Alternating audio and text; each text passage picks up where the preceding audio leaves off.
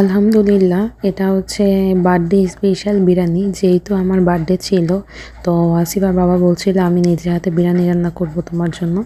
আর হচ্ছে কেক নিয়ে এসেছিলাম শপিং মল থেকে কিনে। আমরা শোরুমে গিয়েছিলাম, ওখানে কেক ভালো লেগেছে, তো ওখান থেকে নিয়ে এসেছিলাম।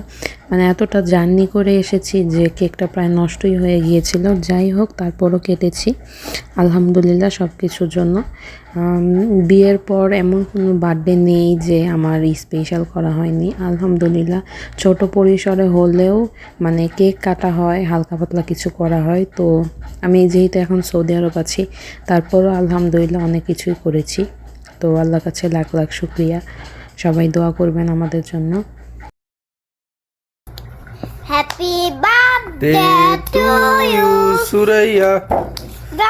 Two you Suraiya. এই যে সুরাইয়া, হ্যাপি বার্থডে জন্মদিন। কেক বেশ অর্ধেক কেক খাওয়া শেষ। এই যে ওয়াসিফার অবস্থা। ওয়াসিফা, তোমার এই অবস্থা কেন? বিড়াল বিড়াল